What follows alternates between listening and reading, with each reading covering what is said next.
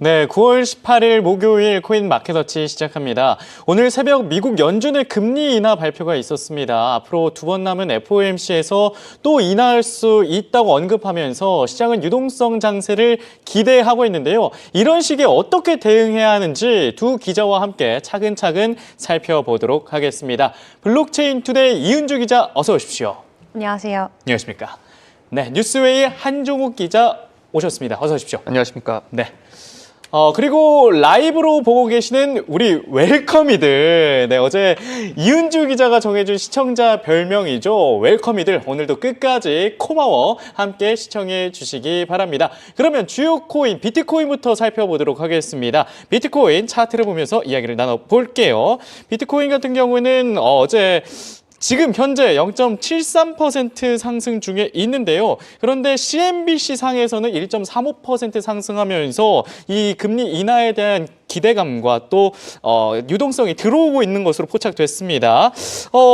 한종욱 기자, 네, 살펴주시죠. 비트코인. 네. 우선은 저희 웰컴 여러분 박수 한번 치시죠. 왜요?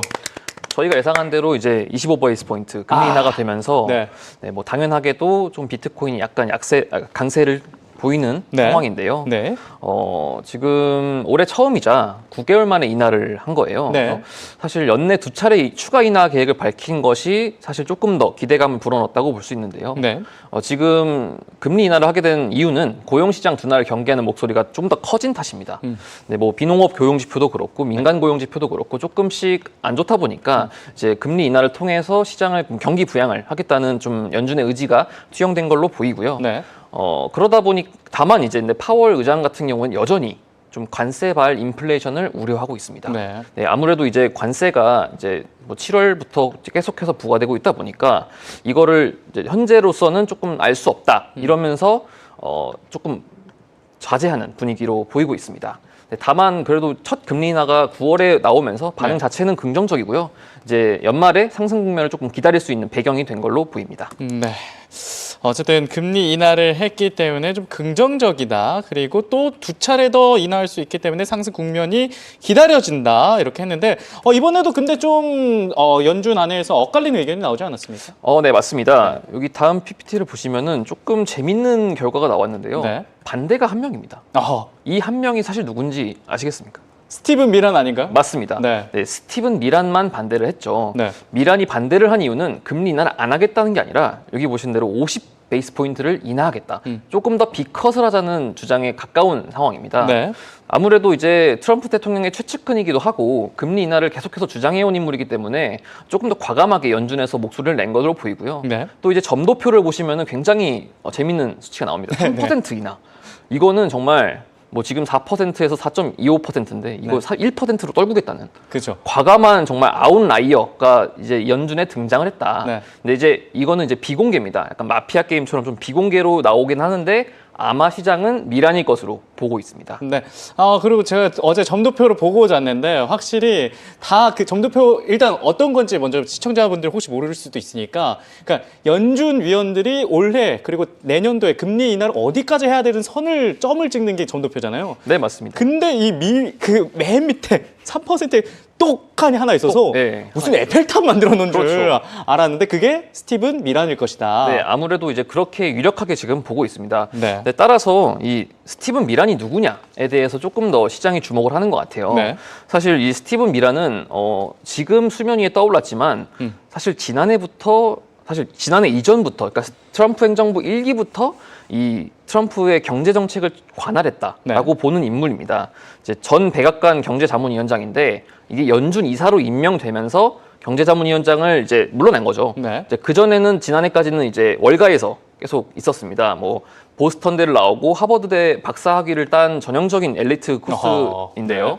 이제 지난해 11월에 이 국제무역체제 재구조화를 위한 사용설명서, 그러니까 말이 좀 긴데 쉽게 말해서 미란 보고서입니다. 자기의 이름을 딴 미란 보고서를 발간을 했습니다. 네. 이 보고서의 핵심 내용은 아무래도 그 약달러를 추구하는 건데 네. 이게 좀 더 재밌는 게 이 보고서를 내고 바로 또 트럼프 대통령의 그 경제자문위원장으로 갔거든요. 네. 근데 이 본인의 지도 교수였던 마틴 펠드스타인도 이 레이건 대통령 시절에 백악관에서 자문위원장을 맡았어요. 네. 네, 그래서 이제 세계 그 경제를 스승에 이어 제자가 맞게 됐다. 이렇게 지금 보고 있고요. 네. 이제 뭐 이 미란 보고서의 가장 핵심적인 내용은 약달러를 해야 된다는 겁니다. 그 이유 자체가 이 경상 적자, 무역 적자와 재정 적자를 동시에 해결하기 위해서는 아무래도 조금 이제 달러가 너무 강세다 보니까 네. 이런 현상이 좀 지속되는 거를 싫어하는 것 같아요. 네, 트럼프 대통령도 이에 공감을 했고요. 현재로서는 이 관세 상향도 미란이 제시한 아이디어입니다. 네. 그래서 이제 뭐 한국도 지금 한 지난달부터 계속 미국을 오가면서 관세 협상을 했었는데 네.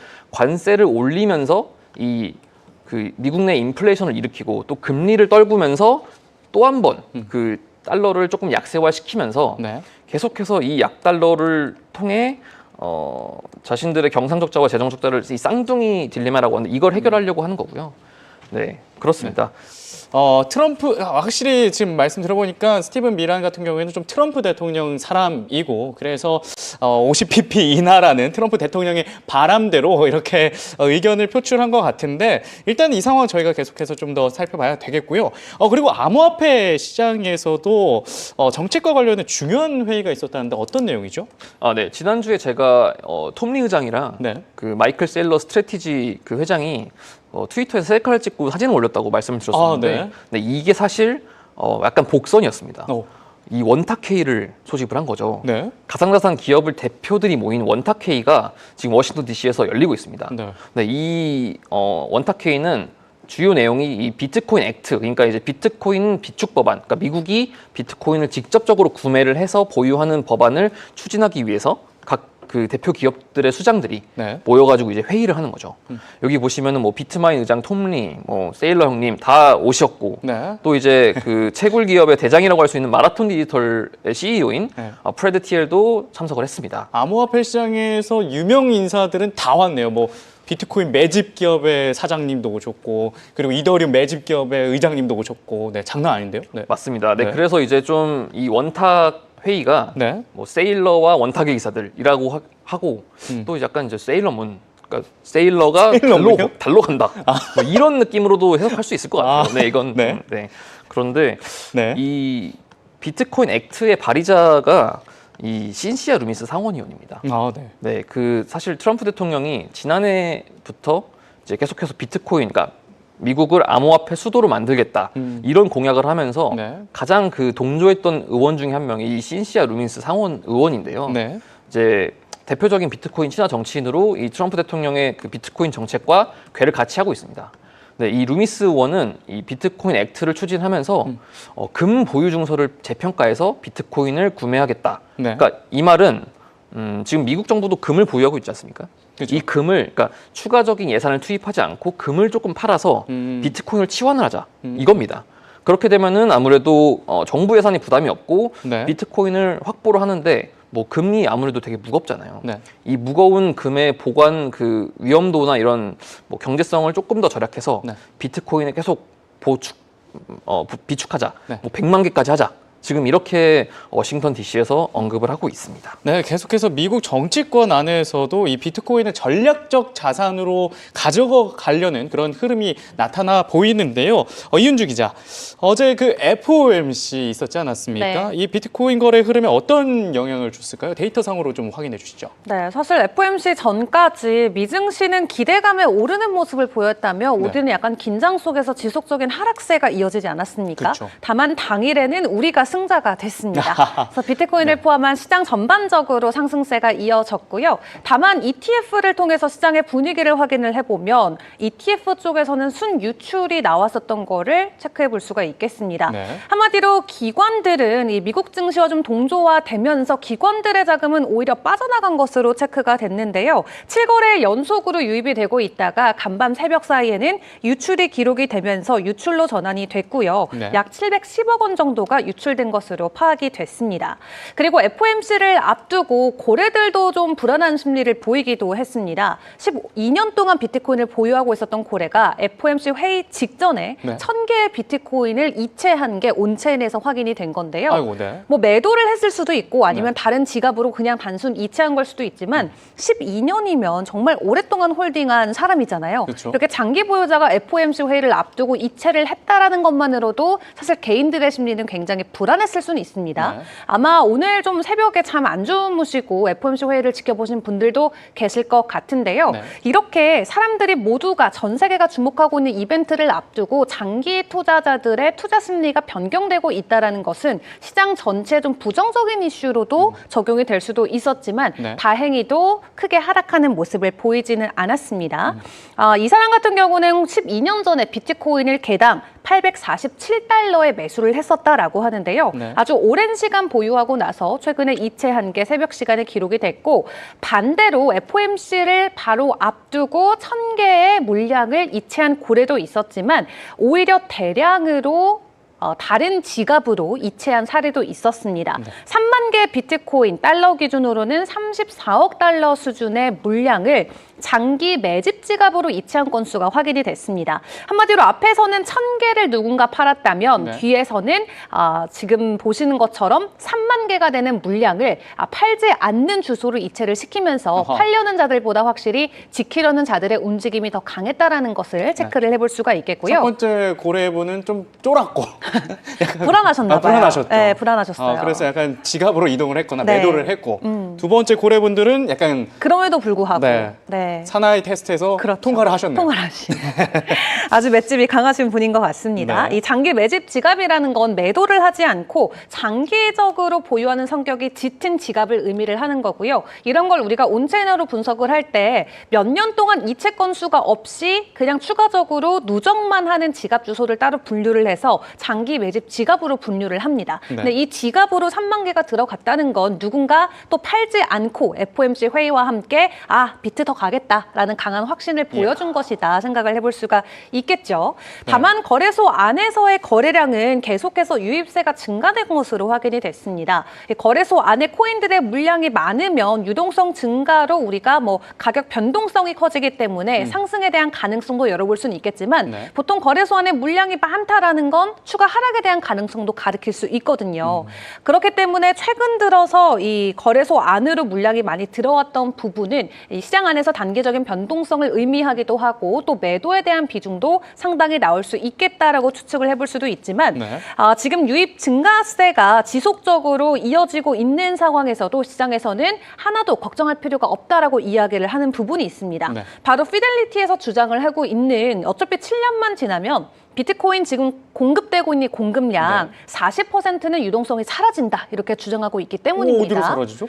어디로 사라지냐? 네. 바로 비트코인을 매집하는 기관들, 세일러와 같은 스트래티지 네. 그리고 장기적으로 보유하고 있는 고래들이 네. 비트코인을 매집하면은 팔지 않는 성향이 워낙 강하기 때문에 비트코인의 2,100만 개라는 개수는 정해져 있는데 네. 사람들이 계속 사고 사다 보면 7년 뒤에는 우리가 지금 거래하는 공급량의 절반은 사라진다라는 거예요. 진짜 금처럼 계속해서 보관하려는 성향들이 많이 커지면서 그 네. 공급성이 줄어들 수 있다 이런 그렇습니다. 말씀이시죠? 근데 이렇게 되게 되면은 당연히 가격적인 측면에서는 엄청난 상승을 우리가 기대를 해볼 수가 있겠죠. 네. 금 같은 경우도 물론 뭐 무제한으로 계속 생성이 되는 건 아니지만 네. 우리가 지속적으로 금도 채굴을 하면서 전 세계적으로 공급량이 증가가 되는 자산이잖아요. 네. 근데 비트코인은 아예 2,100만 개로 딱 물량이 잡혀 있는 자산인데 대규모로 고래들이 매집을 하고 팔지 않는 자산으로 점점 올라갈수록 비트코인의 가격 상승은 계속해서 올라갈 수밖에 없겠고요. 네. 일단 피델리티에서 예측하기로는 이렇게 장기 보유자들 그리고 뭐 스트래티지와 같은 기업들이 축적하는 비트코인의 물량이 올해 연말까지 600만 개를 돌파할 것이다라고 예측을 하고 있습니다. 네. 2,100만 개 한도 중에 벌써 올해까지만 하더라도 거의 30%의 물량은 락업되는 물량으로 생각을 해볼 수가 있겠고요. 그리고 2008년부터 지금까지 비트코인의 역사를 쭉 보면은 뭐 손실된 지갑이라던가 이 비밀번호를 잃어버려서 아이고. 내 지갑에 접근을 못한다던가 네. 다양한 방법으로 비트코인을 잃어버리는 케이스들도 굉장히 많거든요. 그래서 일부 물량은 아예 그냥 영구 손실로 또 저희가 봐야 되고요. 그리고 미국 같은 경우도 20만 개 들고 있는 물량 절대 팔지 않겠다. 간밤에 이제 트럼프 대통령이 비트코인을 손에 들고 있는 동상이 워싱턴 DC에 세워지면서 엄청난 또 만들어졌다면서요? 네, 화제를 모으기도 했거든요. 네. 그 정도로 미국 정부도 팔지 않겠다라고 손을 그어서 비트코인을 매집하는 주체들은 팔 생각이 없고 그렇기 때문에 가격은 희소성에 의해서 계속해서 폭발적인 상승을 보일 수밖에 없겠다 예측을 해볼 수가 있겠죠. 네. 자, 그런 가운데 차트적인 관점에서 우리는 현재 구간 어떤 부분을 체크를 해보는 게 좋을까요? 일단 11만 4천 달러 선만 잘 유지가 된다면 추가 상승에 대한 가능성은 계속해서 존재한다라고 이야기를 합니다. 간밤 11만 8천 달러 선까지 터치를 해줬었는데 일단 11만 7,200달러 선을 뉴욕 시간 기준으로 한번 돌파를 해줬기 때문에 해당 부근에서 다시 한번 숨을 고르고 올라줬을 때 이번 타임 때 또 신고가 돌파가 나올 수 있다라는 전망도 나오고가 있고요. 네. 일단 우리가 지켜야 되는 지지선으로부터는 확실히 더 멀어진 모습을 간밤 보여줬기 때문에 일단 FOMC 회의 이후에 나올 수 있는 변수들 시장에서는 반영을 했고 그 가격이 11만 7천 달러다. 그렇기 때문에 단기적으로 추가 상승에 대한 가능성이 훨씬 클 수 있겠다라는 부분 체크를 해보시면 될 것 같습니다. 네, 이렇게 해서 비트코인 데이터상의 흐름까지 저희가 살펴봤고요. 계속해서 생방송으로 저희가 진행하고 있는데 우리 웰커미들 분께서도 지금 계속해서 댓글을 남겨주고 계십니다. 궁금한 코인 이런 카이아 코인 같은 거 계속해서 댓글 남겨주시면 저희가 내일 AI 예측과 함께 전해드리고 있으니까요. 계속해서 댓글 많이 부탁드리겠습니다. 네, 비트코인까지 저희가 살펴봤고요. 이더리움 이제 차트를 보면서 이야기 나눠보도록 하겠습니다. 이더리움은 일단 알파 스퀘어 상에서는 그렇게 상승 흐름이 좋진 않지만 CNBC 미국 거래소 상에서는 지금 2% 정도 상승 중에 있거든요. 네, 이더리움과 관련해서 참고해야 할 이슈 무엇이 있었습니까? 네, 일단 제가 계속 기업이라면 좋아할 수밖에 없는 코인이 이 이더리움이라고 말씀을 드리고 있는데요. 네. 사실 물고 뜯고 맛보고 즐길 수 있는 이 코인입니다. 씹고 네. 뜯고 맛보고 즐기고. 네, 뭐 다 할 수 있어요. 네. 리스테이킹도 할 수 있고 스테이킹도 할 수 있고 네. 뭐 이걸로 계속 비축만 할 수도 있고 그렇죠. 그러다 보니까 기업들이 계속해서 매집을 하고 있는데 네. 일단 PPT를 한번 보시겠습니다. 여기 빨간색 그래프가 전략적으로 이더리움을 보유한 양이에요. 네. 이게 이제 지금 언폴디드 자료에 따르면은 올해 3분기에 이제 기업들의 가상자산 매수액이 250억 달러를 돌파했습니다. 네. 네, 이 250억 달러가 조금 수치상으로는 체감이 잘 안 될 수도 있겠는데 거의 34조 원에서 5조 원이거든요. 한국 돈으로. 전략적 이더리움 보유량이 35조 원? 네, 맞습니다. 달했다. 엄청나네요. 이게 거의 지금 그 정부에서 얘기하는 추경 예산 정도 맞먹는다고 보시면 됩니다. 네. 네. 굉장히 지금 많은 양이 계속해서 유입되고 있고요. 네. 지금 여기 보시면은 초록색 그래프가 이더리움을 보유한 주체 수인데 이것도 조금씩 우상향하고 있습니다. 그러니까 다만 이제 네. 일정 기간 지금 좀 정체된 걸 봤을 때는 그 주체 수는 비슷한데 이 보유량이 많아졌다. 그러니까 그 같은 사람이 계속 산다. 네. 이렇게 보고 있습니다. 그래서 비트마인이나 뭐 샤프링크나 맞습니다. 네. 네, 그래서 한 번 사면 멈출 수가 없다. 네, 이렇게 지금 또 해석을 할 수도 있을 것 같아요. 네. 이 기업들이 한 번 사면 멈출 수 없을 정도로 네. 정말 이더리움이 매력적이라는 거죠. 네, 맞습니다. 네. 다만 이제 그 이더리움 ETF는 조금 숨고르기 들어갔어요. 네. 이게 사실 너무 사랑해도 약간의 휴식기라는 게 있지 않습니까? 이게 지금 보면은 7월, 8월에 너무 많이 들어왔어요. 뭐 7월 달만 봐도 거의 50억 달러가 들어왔어요. 54억 달러가 지금 역대 최대치가 7월 달에 들어왔고 네. 8월에도 거의 40억 달러만큼 들어왔거든요. 네. 근데 이제 그러니까 15일까지지만 그러니까 반기까지 이번 달이 이제 15일까지 반 정도 됐지만 3억 달러가 안 됩니다. 2억 달러 정도 그 유입이 들어오면서 네. 아무래도 7, 8월에 너무 열렬하게 사랑하다 보니까 이게 약간 좀 잠깐 우리 시간을 가지자. 그렇죠. 네, 너무 많이 샀다. 네. 조금만 더 기다려봐. 그쵸. 이렇게 해서 조금 기다리는 걸로 보이고요. 네. 이제 다만 계속해서 보유량이 늘어나고 있으니까 뭐 이게 ETF를 사지 않더라도 기업들은 어쨌든 뭐 현물이든 ETF든 뭐 보유하면 되지 않습니까? 이렇게 해가지고 아직까지 뭐 숨 고르고 있지만 네. 기업들이 사랑하고 있다, 열렬히 사랑하고 있다라고 보시면은 좋을 것 같습니다. 네. 이렇게 해서 열렬히 사랑하고 있는 이더리움인데 언스테이킹 비율이 조금 늘어났다고요? 네, 맞습니다. 네. 지금 언스테이킹 비율이 사상 최대치로 기록할 정도로 좀 늘어났는데요. 이 늘어난 이유는 일단 대형 이 스테이킹 플랫폼이 킬른에서 해킹 사태가 약간 취약점 공격 사태가 발생했습니다. 진짜요? 네, 해킹까지는 아니고 약간 뭐 대부분의 그 블록체인 플랫폼이 이 오픈 소스로 열어둡니다, 코드를. 네. 그렇기 때문에 해커들이 사실 이 공격로를 다 보고 있거든요.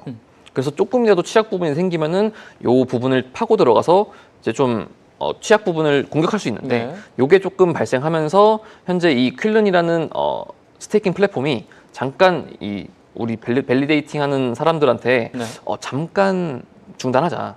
그래서 이제 조금 이 약간 뱅크런까지는 아닌데 네. 좀 쌓인 거죠. 이 언스테이킹 물량들이. 그렇죠. 네, 그러다 보니까 뭐 긍정적으로 볼 수도 있고 네. 뭐 부정적으로 볼 수도 있는데 지금 시장은 조금 더 부정에 가까운 걸로 보입니다. 네. 이게 뭐 개수로만 봤을 때는 260만 개 정도 되는데 120억 달러 어치로 지금 보여집니다. 네. 해킹이 될 뻔해서 약간 공격 시도가 있어서 언스테이킹 대기 물량은 늘어났지만 그래도 기업과 기관들의 사랑을 받고 있는 이더리움, 지금 팔아야 하는 매도리움인가요? 아니면 사야 하는 매수리움인가요? 어느 포지션에 있을까요? 지금 차트적인 관점에서는 네. 조금 더 불리시한 모멘텀들이 더 많이 보이는 것 같기는 매수리움. 합니다. 네. 매수리움이 조금 더 가까울 것 같긴 한데 앞에서 언급 주셨지만 최근 ETF 쪽에서는 유출이 계속 이어지고 있습니다. 네. 기자님께서 정확하게 표현을 해주셨는데요. 너무 많은 또 사랑을 받다 보니까 그 부분에 대한 기관들의 숨고르기가 최근 ETF에서 포착이 되고 있습니다. 네. 일단 오늘 새벽 기준으로는 27억 원 정도 유출이 찍혔습니다. 다만 흥미로운 점은 이 현물 ETF와 실제 현물 가격이 좀 연동돼서 같이 움직이는 방향이 굉장히 많이 포착이 됐었는데 간밤 비트코인도 이더리움도 기관들은 팔아냈지만 네. 실제 현물 가격은 되려 반등하는 모습을 보여줬었죠. 그래서 기관들이 팔았음에도 우리 개미들이 열심히 좀 매집을 해주면서 가격 지키기에는 성공을 했다라는 부분을 만나볼 수가 있었고요. 네. 그리고 언스테이킹 같은 경우도 언급을 주셨었는데 지금 언스테이킹이 계속해서 증가가 되는 부분 우리가 뭐 이런 것까지 알고 투자해야 되나 생각하실 수 있지만 사실 이더리움한테는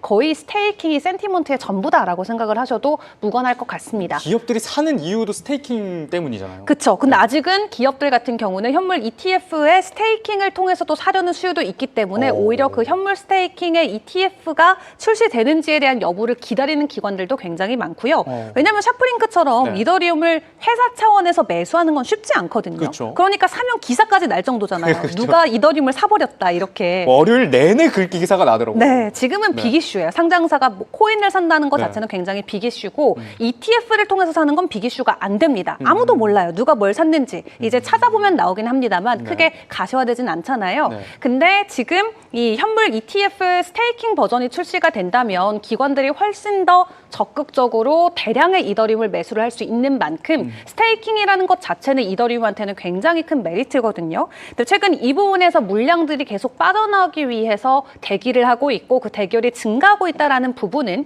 개인들의 입장에서는 좀 부담스러운 부분이 될 수가 있겠고요. 네. 또 반대로 신규로 스테이킹을 진입하려는 물량들은 되려 감소하고 있기 때문에 이 부분이 지금 당장 가격에 영향을 미치진 않지만 네. 우리가 언스테이킹 하려면 지금 40일 넘게 기다려야 되기 때문에 언젠간 이 물량들이 시장에 쏟아졌을 때 부담으로 작용될 수 있다는 부분은 선제적으로 알고 가시면 좋을 것 같습니다. 네. 그리고 우리가 FOMC를 간밤 겪었던 만큼 FOMC와 관련된 차트도 꼭 짚고 넘어가야겠죠. 지금 화살표로 이렇게 4번에 찍힌 모습을 볼 수가 있는데 화살표 지점대마다 이더리움의 가격이 크게 올랐던 것을 볼 수가 있겠습니다. 네. 이 화살표를 지금 표시해놓은 구간이 바로 FOMC 회의 날이었거든요. 네. FOMC만 하면은 이더리움이 오르는 거예요. 한마디로 오늘 FOMC가 나왔기 때문에 네. 결국 이더리움은 또 추가적인 상승 국면에 들어와 있다. 아주 2% 단순하게. 지금 2%도 오르고 있으니까요. 그 이상의 상승을 지금 시장에서는 기대를 하고 있습니다. 아, 진짜요? 과거에도 계속 그래왔기 때문이고요. 뿐만 아니라 이번 연준 금리 인하 발표 이후에 한 고래가 대량으로 이더리움을 매수한 게 또 온체인에서 확인이 됐습니다. 네. 무려 2만 5천 개 이더리움을 매수를 해주면서 거래 규모는 1억 달러를 넘은 것으로 확인이 됐고요. 지금 뭐 이더리움 최고점 대비해서는 조금 조정이 나온 구간이긴 합니다만 여전히 4,500달러 부근으로 결코 저렴한 구간은 아니거든요. 네. 근데 지금 구간에서 FOMC 금리 인하 발표하고 대규모로 이더리움을 매수했다라는 건 더 간다라는 것에 대한 자신감이죠. 그렇죠. 그렇기 때문에 FOMC 회의 이후로 직전 4번 때도 그래왔던 것처럼 이번에도 추가 상승에 대한 기대감이 크게 나오고 있는 상황으로 풀이를 해볼 수가 있겠습니다. 지난주에 앵커님 좀 아쉬워 보이는 표정이신데요. 제가 이더리움 네. 2배 레버리지 ETF 청산했거든요. 근데 지금 또 올라가니까 좀 더 가고 지켜보고 있습니다. 매도를 네. 할 걸. 여기에 또 아쉽습니다. 차트적인 관점까지 조금 더해서 말씀을 드려야 될 것 같은데요. 일단 4,500달러 선이 이더리움의 중요 지지선인 건 여러분들도 잘 아실 거예요. 근데 지금 추가적인 상승이 나오면서 달러 기준으로 4,600달러 선의 이더리움이 거래가 되고 있고요. 여기서 온체인 동향 추가적으로 말씀을 드리면 아까 비트코인 같은 경우는 거래소 안에서의 거래량이 제가 증가했다고 말씀드렸잖아요. 네. 이더리움은 거래소 안의 거래량이 계속 감소하고 있습니다. 고래들이 대규모로 매집을 하고 내가 산 물량을 받기 밖으로 이체하고 있다는 뜻이고 활성 주소도 증가하고 있어요. 네. 어제 저희가 리플 봤을 때 활성 주소 수가 내려가니까 리플의 가격도 함께 떨어지는 것을 체크를 해봤었는데 이더리움 같은 경우는 활성 주소 한마디로 내가 열심히 사고 있다라는 게 액티브한 주소들이 증가되고 있다라는 거죠. 네트워크의 활동이 강화되는 것으로 풀이되기 때문에 온체인적인 측면에서도 이더리움의 강세가 계속해서 보여지는 구간이고요. 네. 여기에서 일단 가격적인 시나리오는 4,500달러를 잘 지지해주게 된다면 4,800달러 이상까지 오를 수 있다라는 관점이고 또 지금 블리시 크로스가 차트상에서 발견이 됐다라고 하는데 7월에 이 블리시 크로스가 나왔을 때 이더리움이 60%의 상승 랠리를 보였고요. 8월에도 해당 시그널이 나왔을 때 24%의 상승을 보였다고 합니다. 이번에도 유효하다면 바로 5,000달러까지 올라갈 수 있는 구간에 진입을 했기 때문에 네. 단기적으로 이더리움의 가격도 주목해 보시면 좋겠습니다. 네, 이더리움 5,000달러 돌파 가능성까지 이렇게 말씀을 해 주셨습니다. 그리고 저희 주요 코인 중에서 XRP, 리플의 XRP를 한번 확인해 보도록 하겠습니다. 차트를 보면서 이야기를 나눠보시죠. 차트를 보시면 오늘 확대를 했을 때 1.03% 상승 중에 있습니다. 그리고 지금 한국 시장하고 미국 시장이 좀 괴리가 있는 것 같아요. CNBC 상에서는 2.32% 상승하면서 3.1달러를 또 돌파를 했는데 이 XRP에 관련돼서 주목해야 될 뉴스 무엇이 있었습니까? 네, 요새 이제 리플 투자자분들이라면 조금 심심하셨을 수도 있습니다. 네. 아무래도 이제 리플이 ETF 자체가 좀 연기되면서 약간 좀 재미없는 게 아니냐 뭐 이런 게 있었는데 네. 지금 또 이제 주목해야 할 이슈로는 ETF가 나올 것 같습니다. 네, 또 하나 ETF가 나올 것 같은데요. 네. 이 렉스 오스프리가 미국 최초의 XRP 기반의 ETF인 XRPR 이거를 출시한다고 해요. 네. 네, 이제 뭐 그 공식 ETF라기보다는 조금 이제 1940년에 투자회사법을 인용한 ETF인데 약간 하이브리드 구조입니다. 현물을 보유하는 대신에 네. 또 이제 전체 40%를 ETF 지분에 투자해야 되는 약간 혼합된 방식으로 일단은 러프하게 진행되고 있고 네. 11월에 진행되다 보니까 조금 더 이 기간이 기다리기가 아쉽다라고 하시는 분들의 의견이 굉장히 많은 상황입니다. 네. 다만 이제 이 11월 달에 어쨌든 예고가 돼 있는 만큼 사실 SEC의 움직임이 리플 투자자들에게는 가장 중요하잖아요. 네. 이제 이 리플 투자자들이 SEC 관련해서 계속 주목하고 있는데 이거를 제가 좀 이 SEC의 그 태도의 변화 이거를 조금 가져와 봤습니다. 네. 네, 여기 보시면은 SEC가 어쨌든 퍼킨스 의장이 취임한 이후로 계속 전향적인 태도를 보여왔었는데 7월 말부터 이 암호화폐 정책을 전반적으로 정비를 하고 있습니다. 지금도 하고 있고 이제 ETF가 연기가 된 거는 ETF 자체가 문제가 있는 게 아니고 이 SEC에서 정리를 해야 되는 그 기간이 있다 보니까 네. 조금 미룬 걸로 보이고요. 여기 보시면은 현물 ETF 나오기 전에 선물 ETF가 나왔지 않습니까? 그렇죠. 그러고 이제 트럼프 대통령이 이제 전에 하면서 게리 겐슬러 의장이 어떻게든 결국에는 막다가 현물 ETF를 승인을 했고 네. 그 이후에 트럼프 대통령이 오면서 이 인카인드 방식을 도입을 했어요. 인카인드 방식이요? 네, 맞습니다. 네. 이 인카인드라는 게 ETF 매매에 코인을 지급하는 겁니다. 네, 이게 뭐 중요한가라고도 생각할 수 있겠는데 사실 이 현금으로만 구매해야 된다고 하면은 그렇죠. 내가 ETF를 샀는데 다시 시장에 던져서 그 현금을 확보를 해서 다시 사야 되잖아요. 그렇죠. 그러다 보니까 이 시장에 충격이 잠깐 올 수 있습니다. 네, 이 매도를 하는 과정에서 매도를 해야 되니까 코인을 매도를 해야 되니까 그렇죠. 아무래도 시장 자체가 네. 무슨 신호가 있는 거 아닐까? 기관은 아무래도 대규모로 매도 매수를 하기 때문에 이런 부분을 조금 완화하기 위해서 코인으로 주고받는 코인으로 그 ETF를 네, 맞습니다. 할 수 있는 신기하네요. 현금이 아니라. 네, 맞습니다. 그래서 이제 그 운용사가 암호화폐를 팔아서 현금을 마련해서 지급했었어야 되는데 네. 이제 현물로도 거래가 가능해지면서 운용사가 보유하고 있던 그 그냥 코인을 주면 되니까 매각할 필요가 없는 거죠. 이렇게 되면 확실히 그 온체인 데이터에서 좀 매도 시그널이 뜰 때가 있잖아요. 네, 맞습니다. 그런 오해는 좀 없을 수 있겠네요. 아무래도 이제 그런 포모 같은 거는 조금 줄어들 수가 있겠죠. 네. 네, 그러고 이제 지금 하고 있는 게 등록 기간도 원래 한 6개월 걸렸거든요. 네. 6개월에서 뭐 한 8개월까지 걸렸었는데 이거를 2달로 해보자. 지금 그렇게 조금 빠르게 진행하고 있는 것이 좀 긍정적인 소식으로 보이고요. 네. 국내 투자자분들이 이제 조금 기다릴 수 있는데 좀 좋은 소식이 하나 있습니다. 어떤 소식입니까? 네, 이번 주 일요일에 네. 그 코엑스, 삼성 코엑스에서 네. 이 리플이 주관하는 큰 행사가 열립니다. 네, 이 행사에서 참여하시면은 네. 좀 이제 리플 커뮤니티도 그 연결을 할 수 있고 네. 이제 리플의 주요 임원들도 온다고 하니까 네. 뭐 이번 주 일요일 날 시간이 되시는 리플 투자자분들은 좀 네. 관심 있게 지켜봐 주시면 좋을 것 같습니다. 이게 저는 기자가 아니잖아요. 네, 기자님들만 갈 수 있는 건 아니죠? 다른 아닙니다. 분들 다 갈 수 있나요? 네, 그냥 투자자라면 오. 갈 수 있고요. 네. 뭐 관심 있는 분들이라면은 뭐 그냥 가면 됩니다. 네. 21일 코엑스에서 리플 관련 XRP 관련된 컨퍼런스가 열린다. 그래서 이런 것도 시청자분들께서 관심이 있으시면 가보시면 좋을 것 같습니다.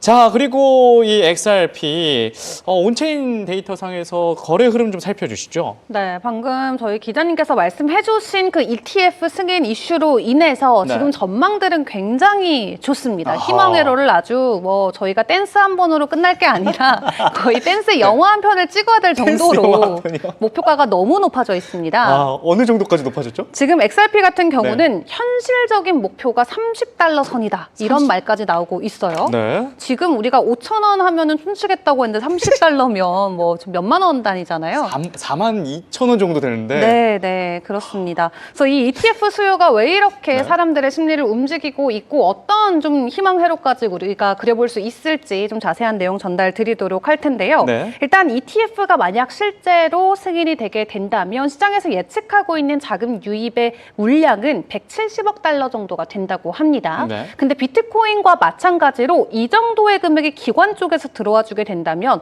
XRP 또한 공급 쇼크와 관련해서 희소성과 함께 가격 상승에 대한 가능성이 있다라고 하고요. 네. 공급 부족이 촉발이 되면 정말 과열 시나리오까지 우리가 그려보자라고 했을 때는 네. 극단적인 매수세로 인해서 50달러까지도 갈 수 있는 50달러까지. 가능성이 오늘 제기가 됐습니다. 와. 그리고 여기에 엎친 데 덮친 격으로 XRP의 CEO인 이 브래드 갈링하우스 같은 경우도 엄청난 자신감을 보여줍니다. 네. ETF 승인은 뭐 당연한 거고 당연히 되는 거고 백악관 보유 자산에도 XRP가 이름을 올릴 것이다 라고 이야기를 하면서 네. 말 그대로 엄청난 기대감을 이 대표를 통해서도 우리가 느껴볼 수가 있었고요. 네. 앞에서 기자님께서 설명을 해주시긴 했습니다만 SEC가 이제 현물 ETF를 간소화하는 내용을 공개를 했기 때문에 지금 시장 안에서 이 ETF 전문가들은 올해 안으로 암호화폐 ETF가 100조 원 더 나올 것이다 이렇게 전망을 하고 있습니다. 100조 원? 100종. 100종. 네, 갑자기 100여 종. 100여 종 네, ETF가 100종 원이요? 100조 원이라고 들었어요. 100조 원. 100종. 네, 그래서 100종. 100여 종. 그러니까 네. 한마디로 코인 100여 종이 아니라 네. SEC에서 예를 들어 리플만 놓고 봤을 때도 지금 뭐 10개의 자산 운용사들이 넣어놨기 때문에 네. 리플만 벌써 10개잖아요. 그쵸. 이런 식으로 했을 때 일부 코인이 뭐 10건, 뭐 많게는 다수로 겹치게 나올 수가 있기 때문에 어허. 100여 종 정도가 나올 수 있다라고 좀 전망을 하고 있고요. 네. SEC는 이제 오는 10월부터 본격적으로 승인을 할 것으로 시장에 기다리고 있는데 이제 10월이 정말 얼마 남지 않았습니다. 그쵸. 그렇죠. 한 달 코앞으로 다가왔기 때문에 네. 지금 이번 FOMC 회의 이후로 우리가 거시 경제적인 변수가 크게 시장에 작용이 안 되면서 가격 반등을 보이고 있는데 여기에 다음 달에 이 현물 ETF 출시 소식까지 겹치게 된다면 네. 이대로 연말까지 우리는 따뜻하게 좀 날 수 있지 않을까 그러니까요. 좀 기대감을 키워봐도 좋을 것 같습니다. 네, 그리고 여기에도 네. 차트적인 관점에서의 좀 전망도 말씀을 드리자면요. 우리가 2.95달러의 지지만 잘 지켜준다면 XRP 같은 경우도 추가 상승에 대한 차트 관점 충분히 열려 있는 상황이고요. 네. 단기적으로는 3.13달러, 중기적으로는 3.18달러의 가격 상승을 예측을 해볼 수가 있다고 합니다. 네. 지금 같은 경우도 리플이 전일 대비 3% 추가 상승을 해주면서 3.10달러에 올라와 있는데요. 지금 구간보다도 추가적인 상승이 가능할 것으로 보여지고 있고요. 네. 그렇기 때문에 리플 같은 경우도 현물 ETF에 대한 승인 기대감과 함께 다음 달까지 기대감은 계속 가져가 볼 수가 있겠습니다. 갑자기 리플 이야기 들으니까 희망 회로가 돈다고 이렇게 우리 웰커미들이 말씀해 주시고 계신데 저도 그래요, 지금. 약간 리플 이거 지금 빨리 오늘 막차 놓치기 전에 사야 되는 게 아닌가 뭐 이런 생각도 드는데 어쨌든 저희가 드리는 의견들은 하나의 투자 의견이기 때문에 참고해 주시기 바랍니다. 그리고 126분의 시청자분들 함께하고 계십니다. 저희 좋아요와 구독까지 눌러주신다면 이 비트코인뿐만 아니라 미증시까지 좀 더 많은 정보들 찾아보실 수 있으니까요. 구독 꼭 눌러주시면 감사하겠습니다. 이렇게 해서 비트코인, 이더리움, XRP까지 주요 코인 살펴봤습니다. 이번에는 남다른 흐름을 보이고 있는 코인을 소개하는 시간이죠. 코인 레이더 이어집니다.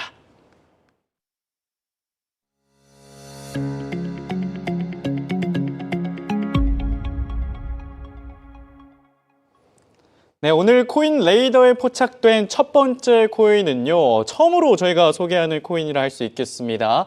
바이낸스 코인 BNB라고도 하는데, 일단 차트를 보면서 이야기를 나눠보도록 하겠습니다. 업비트에 상장이 안 됐기 때문에 바이낸스 차트로 저희가 확인하고 있는데요. 지난 16일이죠. 16일 3.91% 상승하고 수요일도 3.59% 상승하면서 볼리저 밴드 상단을 계속해서 치고 오늘도 이 상승 흐름 이어지고 있습니다. RSI 강도도 70선을 넘어서면서 과매수 기간에 들어가 있는데, 바이낸스 코인, 이 BNB 코인 소개 좀 해주시죠. 네, 지금 바이낸스 코인 굉장히 뜨겁습니다. 네. 일주일 새는 10% 넘게 뛰면서 사실 왜 이렇게 뜨겁냐 이렇게 반응을 보일 수도 있는데 네. 여기가 지금 주요 포인트로는 여기 그래프를 한번 보시겠습니다. 네. PPT를 한번 보시겠으면 그 자오창펑 CEO가 복귀를 약간 시사하는 의미심장한 트윗을 남겼습니다. 아, 저분이 어떤 분이시죠? 네, 이분이 이제 2017년에 바이낸스를 창업한 창업주이자 대표이사인데 네. 그동안 바이낸스의 수장이었거든요. 근데 이제 잠깐 불미스러운 일로 경영 일선에 물러나면서 커뮤니티 활동만 계속했었는데 네. 이제 자신의 트위터에 그 EX 바이낸스에서 그 바이낸스로 바꾼 겁니다. 근데 이게 이제 전 바이낸스에서 다시 돌아온다? 네. 이런 의미를 지금 커뮤니티에서 시사를 하면서 자오창펑이 돌아온다? 그러니까 자오창펑을 짧게 불러서 CG라고 하거든요. CG. CZ. 네. CZ를 짧게 불러서 또 CG라고 하는데 네. 이 CG가 복귀하게 된다면 아무래도 이제 인물을 좋아하는 이 커뮤니티다 보니까 네. 커뮤니티들 반응이 뜨겁습니다. 일단은 창업자가 돌아온다는 소식에 조금 이 바이낸스 코인 BNB가 좀 상승하고 있다, 이렇게 볼 수 있겠네요. 네, 맞습니다. 네. 일단은 CG가 복귀하기 전에 왜 물러났느냐를 좀 봐야 될 필요가 있겠는데요. 네. 일단은 바이낸스가 아무래도 사실 바이낸스라는 게 좀 본사가 없습니다. 정확하게. 그럼 뭐죠? 페이퍼 컴퍼니인가요? 페이퍼 컴퍼니도 아닙니다. 네. 어딘지 모릅니다, 아무도. 뭐?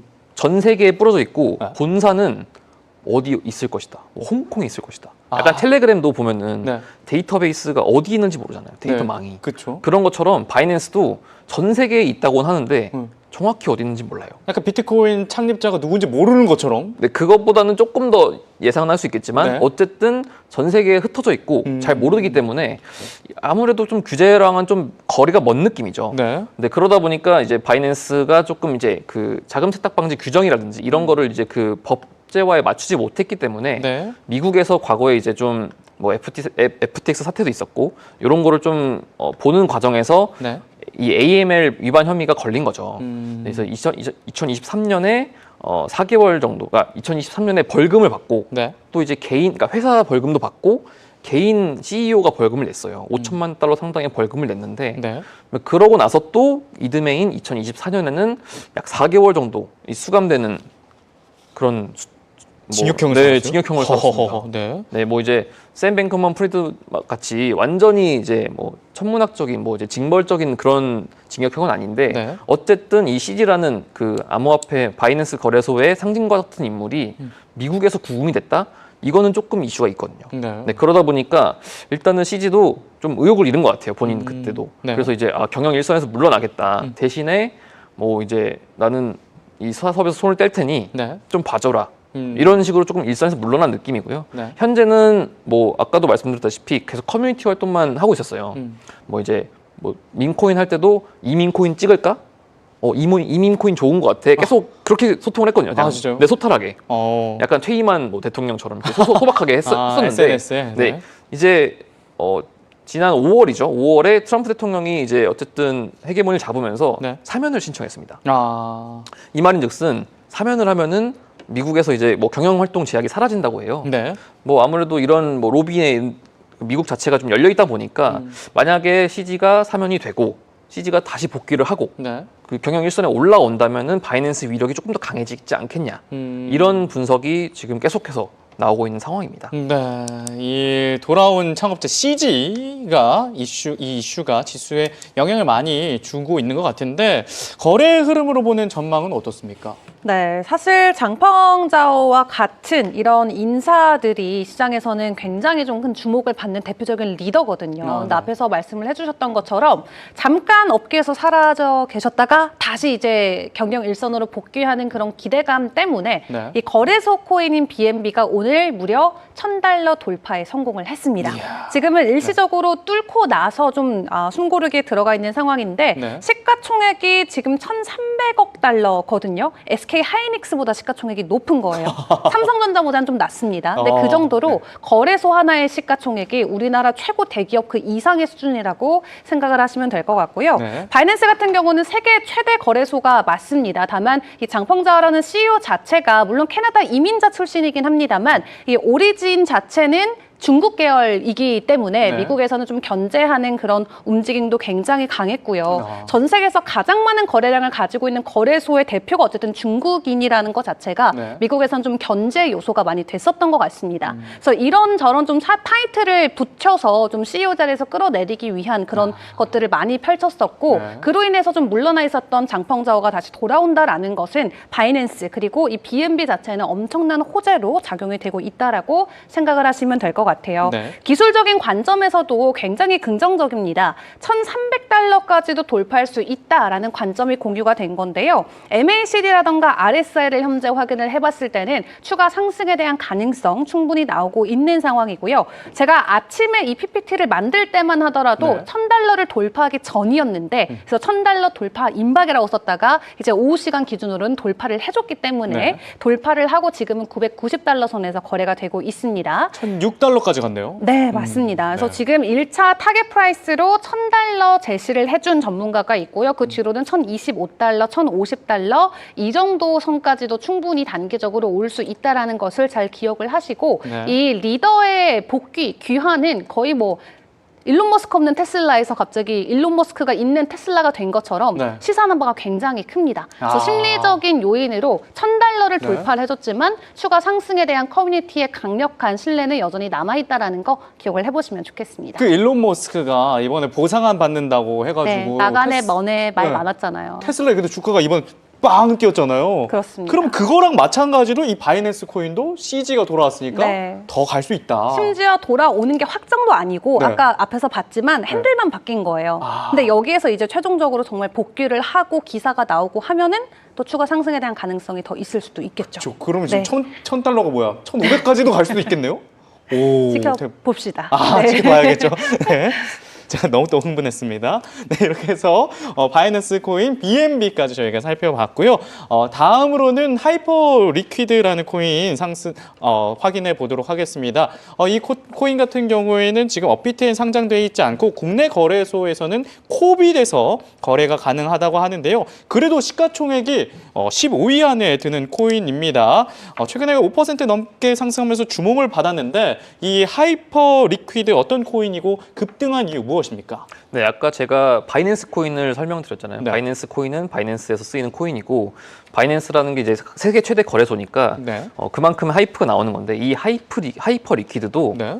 거래소입니다. 아, 거래소요? 네, 이제 중앙화 거래소인 바이낸스에 비해서는 네. 탈중앙화 거래소, DEX라고도 하죠. 네. 덱스 거래소인데 이게 또 별명이 온체인 바이낸스입니다. 아. 네, 이제 빠른 낮은 수수료, 빠른 거래 체결로 네. 이제 특히 선물 거래하시는 분들이 가장 많이 사용하는 지금 플랫폼이거든요. 네. 네, 이 안에서도 또 굉장히 많은 뭐 대출 플랫폼, 뭐 예치 플랫폼, 뭐 이런 금융 플랫폼들이 있기 때문에 네. 계속 이 하이퍼 리퀴드 메인넷 생태계에서 놀면서 그러니까 벗어나지 않는 거죠. 그렇기 때문에 지금 현재 별명이 온체인 바이낸스라고도 불릴 정도로 굉장히 뜨거운 플랫폼인데요. 네. 여기서 이제 지금 스테이블 코인가 지금 가장 핫하죠. 스테이블 코인을 자체적으로 발행한다는 계획을 발표를 했습니다. 네. 네, 이제 근데 다만 여기가 조금 독특한 게 네. 하이프 코인 자체가 굉장히 커뮤니티성이 강해요. 이게 뭐 탈중앙화 코인이고 벤처 캐피탈의 투자를 거의 받지 않고 이제 뭐 일반 개발자 11명 정도가 그냥 익명으로 개발했기 때문에 네. 이 커뮤니티 투표가 굉장히 중요한데 커뮤니티에서 그 일종의 경매란 거죠. 누가 발행할래?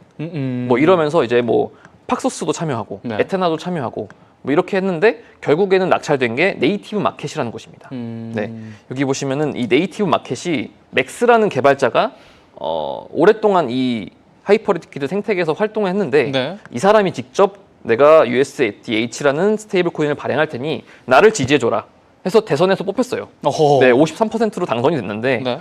네, 뭐 이러다 보니까 현재 그 예치에서 뭐 USDC를 쓰고 있는데 이거를 뭐 USDH로 바뀌게 된다면은 네. 이 수익을 다 온전히 가져갈 수 있고요. 또 이제 이 수수료로 바이백도 하고 또 네. 재단 투자를 하면서 계속 선순환 구조를 만들려는 거죠. 네, 이러다 보니까 지금 코인 자체도 계속 오르고 있는 상황입니다. 네. 계속해서 하이퍼 리퀴드 코인 관련해서 얘기하고 있는데요. 온체인 데이터상 거래 흐름 어떻습니까? 네, 온체인상에서 지금 하이퍼리퀴드를 보게 된다면 네. 기대감이 큰 것은 사실입니다. 사실 하이퍼리퀴드 같은 경우는 말씀해주신 대로 덱스 거래소예요. 그래서 빗썸, 업비트, 바이낸스는 중앙화 거래소고 네. 덱스는 탈중앙화 거래소이기 때문에 거래 주체자들끼리, 그러니까 거래소의 운영진이 없어요. 아, 중앙에서 뭐 관리하는 사람들이 없군요. 네, 빗썸, 업비트는 테헤란로 가면 건물도 있고 직원들 수백 명 계시잖아요. 여기는 이제 직원이 없습니다. 아, 예. 그래서 준케가 저한테 코인을 팔면 네. 제가 사고 우리 둘이 주체자이자 매수자이자 저희끼리 간 주고 파는 사고 파는 시장이라고 생각을 하시면 될 것 같고 당근 마켓이네요.